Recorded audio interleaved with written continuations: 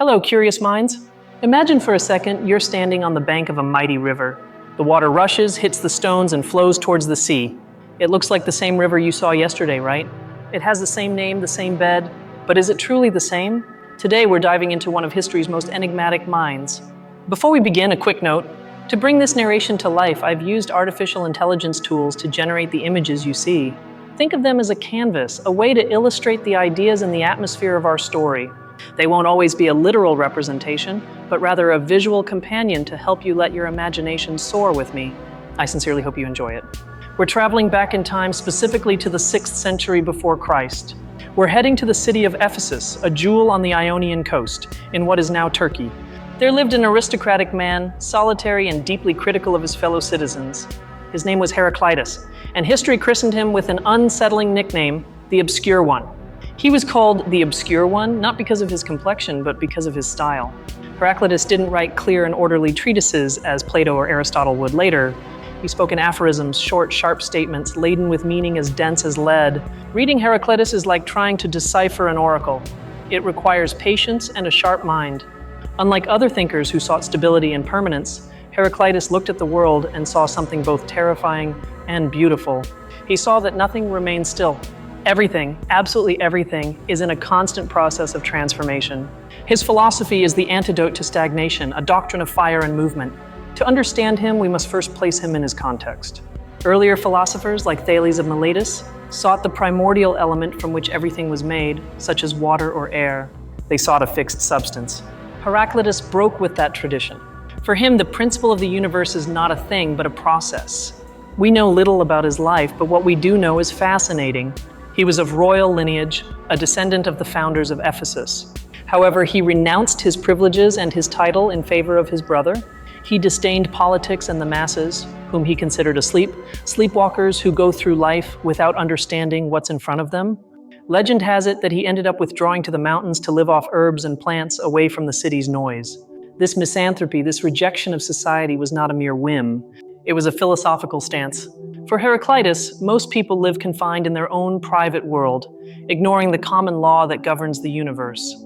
And here we arrive at the first great concept of his thought, the logos. This Greek word is untranslatable with a single term. It means word, but also reason, discourse, proportion, and law. For Heraclitus, the logos is the rational structure that organizes the universe. It is the divine formula that makes the world not a chaos, but a cosmos. Heraclitus tells us, although this logos exists forever, men prove unable to understand it, both before hearing it and after hearing it. It's a devastating critique. The logos is there right before our eyes in the changing seasons and life and death, but we choose not to see it. Think of the logos as the source code of reality. It's not something Heraclitus invented, but something he discovered and tried to articulate. He wasn't asking people to listen to him as a person, but to listen to the logos. He said, listening not to me, but to the logos, it is wise to agree that all things are one. This idea that all things are one is crucial. Despite the apparent multiplicity of objects and beings in the world, there's an underlying unity. Everything is connected by this rational law, but this unity isn't static. It's a unity maintained by tension and conflict. It's a dynamic harmony. Now let's delve into Heraclitus' most famous metaphor, one that has survived millennia, the river.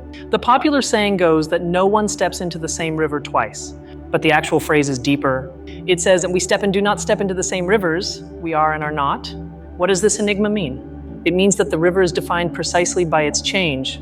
If the water stopped flowing, it would cease to be a river and become a lake or a swamp. The river's identity depends on new waters constantly flowing. The river's permanence is, paradoxically, a result of its perpetual change. But Heraclitus goes further. It's not just the river that changes, we change too. When we return to the bank, we are no longer the same person who entered. Our cells have changed, our thoughts have mutated, our experience has grown. That's why he says, we are and are not. Our identity is a flow, not a statue. This concept is known as pantarei, which means everything flows. For Heraclitus, stability is an illusion of the senses. If we look at something solid like a mountain, it seems eternal. But if we could view it with the universe's time scale, we would see that the mountain is born, erodes, and disappears like a wave in the sea. This leads us to a disquieting conclusion. There are no things in the universe, only events. A chair is not a static object, it is a wooden event held together for a limited time before decomposing. The universe is a verb, not a noun. It is an incessant dance of transformation. Now let's delve into how this change works. Heraclitus didn't believe that change was chaotic or random. Change occurs through the struggle of opposites. This is the doctrine of the unity of opposites. Day and night, winter and summer, war and peace, satiety and hunger. Heraclitus says war is the father of all things. He's not referring only to human warfare with swords and shields, but to cosmic conflict, to the tension between opposing forces. Without this tension, the universe would cease to exist. If the tension between high and low were eliminated, the musical structure would disappear.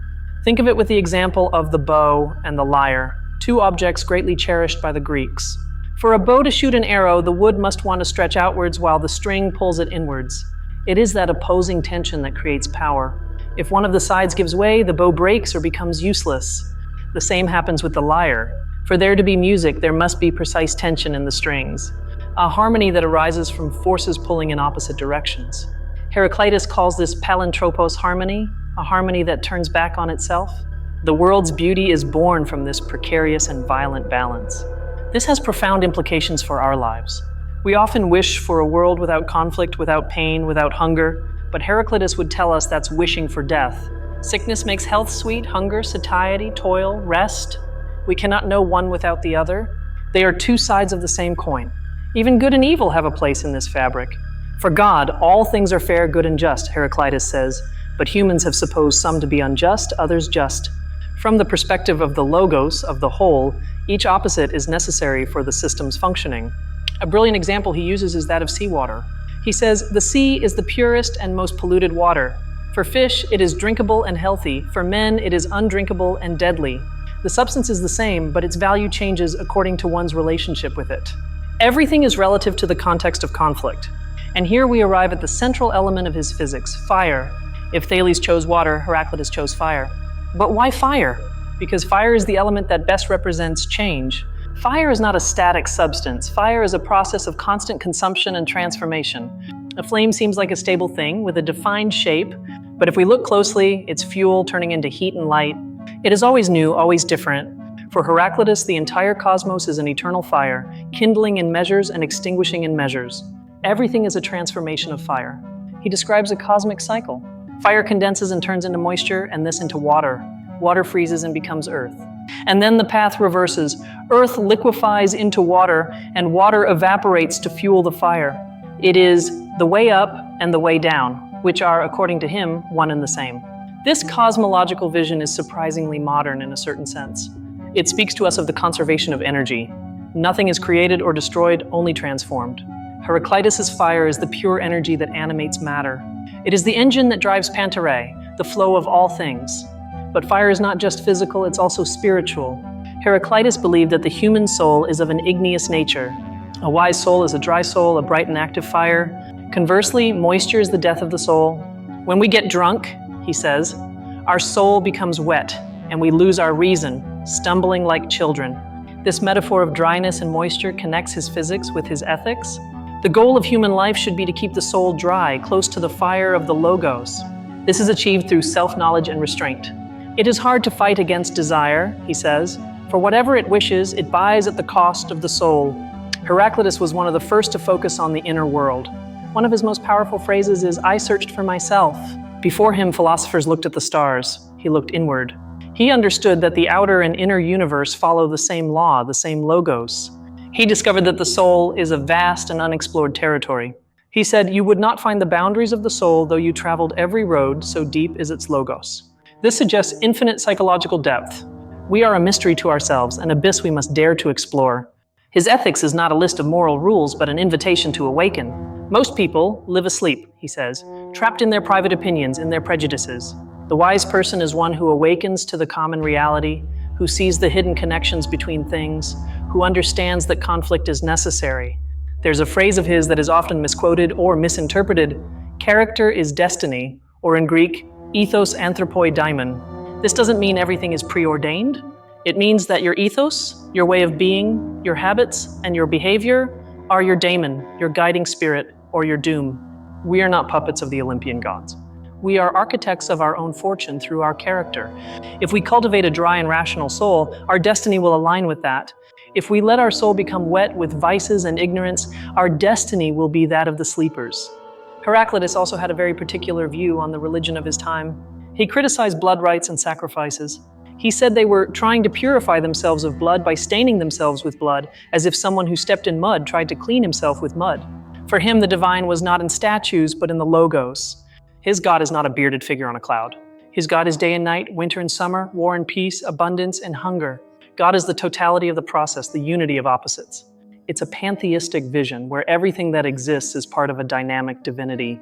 Now let's pause and consider the relevance of this today. We live in an era of accelerated change. Technology, society, climate, everything is changing at a dizzying speed. Often, this causes us anxiety. We seek security, we want things to stay still. But Heraclitus tells us that's impossible. Resistance to change is resistance to reality. We suffer because we want to cling to moments, to people, to states that by nature must flow. To embrace Heraclitus' philosophy is to accept impermanence.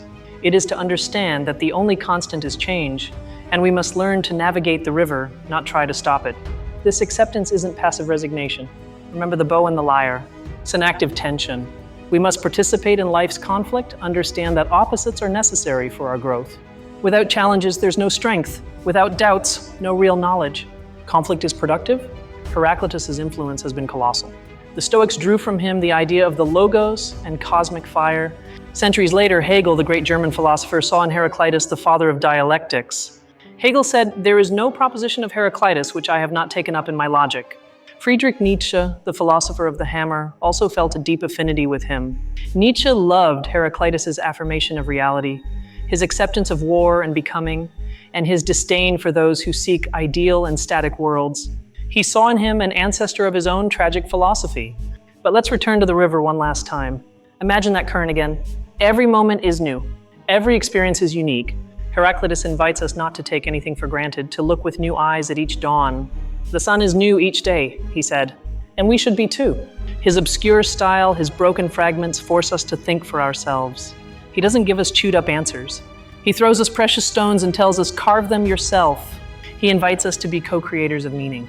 And in that effort, our soul ignites, becoming dry and wise. Heraclitus' philosophy is a reminder of humility. It reminds us that our perception is limited, that we often confuse our small opinion with universal truth.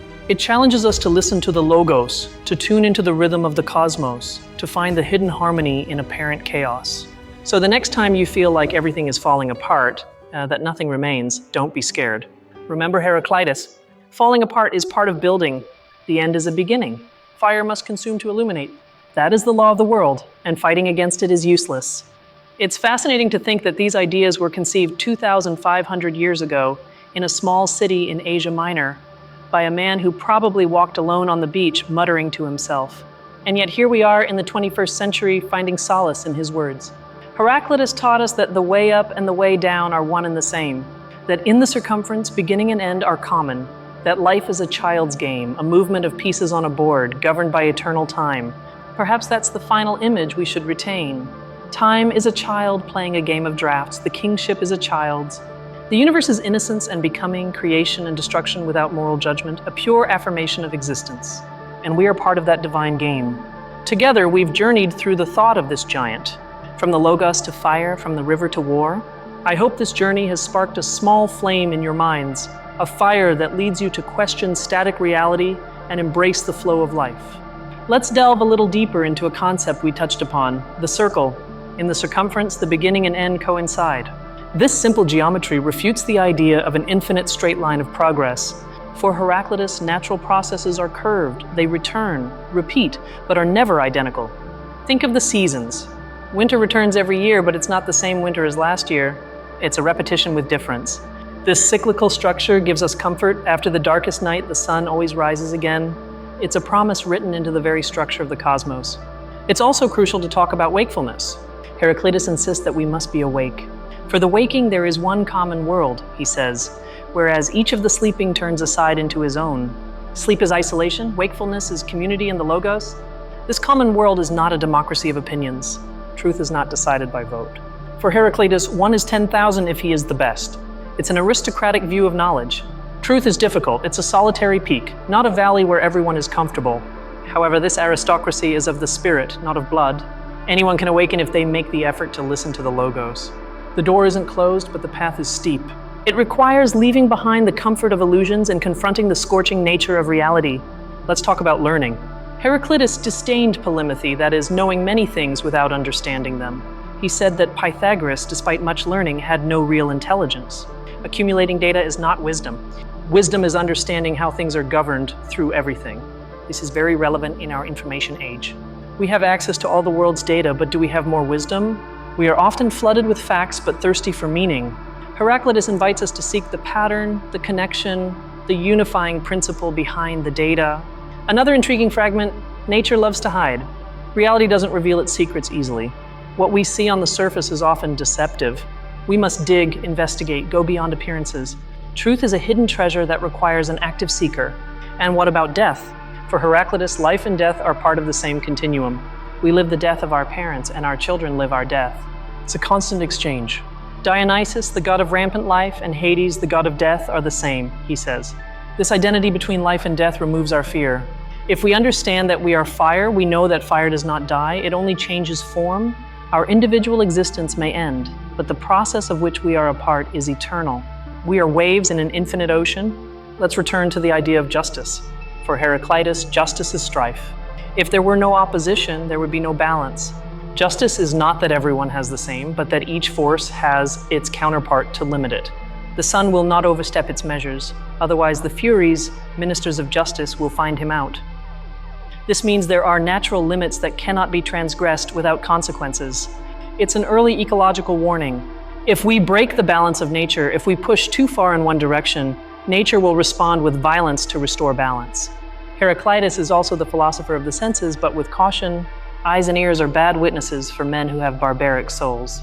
The senses give us raw information, but it is the mind, the logos, that must interpret that information correctly. A barbaric soul is one that doesn't understand the language of reason.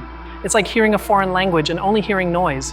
To understand the world, we must refine our soul, educate our perception, learn the language of the universe. It's not enough to see, one must observe.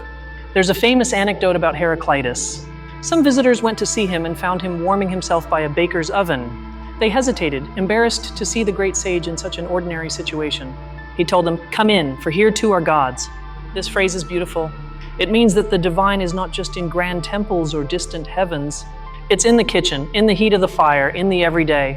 Every place where transformation occurs, where fire acts, is a sacred place. Philosophy descends from heaven to earth. Imagine living with that awareness.